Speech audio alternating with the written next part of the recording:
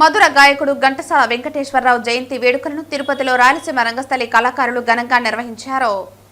ప్రఖ్యాత గాయక బ్రహ్మ ఘంటసాల వెంకటేశ్వరరావు 103వ జయంతిని పురస్కరించుకుని తిరుపతిలో వేడుకలను రాయలసీమ రంగస్థలి కళాకారులు ఘనంగా నిర్వహించారు.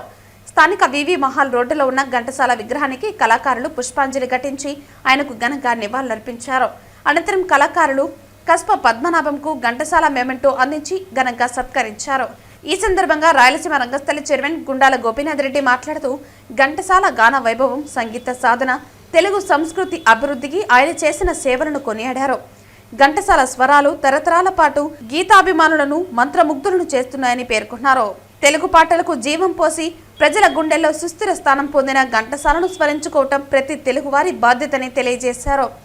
ఈ కార్యక్రమంలో రాయలసీమ రంగస్థలి కళాకారులు కెఎన్ రాజా, గుండాల గోపీనాథ్ రెడ్డి, సురేష్ స్వామి, ఆదిస్వామి, పొన్నాల జడ్జిరెడ్డి, బ్రహ్మానందం, శాంబోల హరినాథ్ తదితరులు పాల్గొన్నారు. గాన గంధర్వులు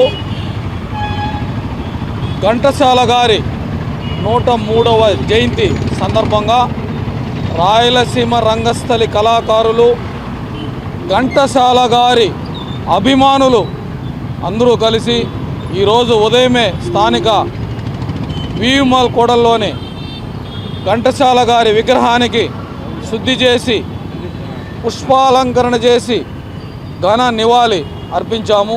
ఈరోజు పుష్పాభిషేకం చేశాము ఘంటసాల గారికి. దానిలో భాగంగానే ఈరోజు ఘంటసాల అభిమానులు అందరూ ఇచ్చేశారు. దానిలో డాక్టర్ కస్ప పద్మనాభం గారిని ఈరోజు సన్మానించుకొని ఘంటసాల గారి పురస్కారాన్ని అందజేశాము, మెమోంటో అని. ముఖ్యంగా తిరుపతిలో ప్రతి ఒక్కరూ ఘంటసాల గారి విగ్రహాన్ని ఉదయమే చూసే ప్రతి దినచర్య చేస్తున్నారు. అలాంటి మహానుభావుడు మన ఘంటసాల గారు. ఎన్నో పాటలు, మధురాతి మధురమైన పాటలు, అలాగే భక్తి పాటలు, ముఖ్యంగా మన తిరుమల తిరుపతి దేవస్థానం ఉదయం సుప్రభాతం నుంచి రాత్రి ఏకాంత సేవ వరకు భక్తి పాటలు పాడి మన అందరి హృదయాలను చూరగొన్న మహాగాయకుడు మన ఘంటసాల గారు. ఈరోజు ఆయన జయంతి సందర్భంగా ఆయన స్మరించుకుంటూ ఉదయం మనం ఆయన గానంతోనే నిద్రలేస్తాం సుప్రభాతం. అలాగే రాత్రి పడుకునే ముందు ఆయన గానంతోనే మనం నిద్రపోతాం.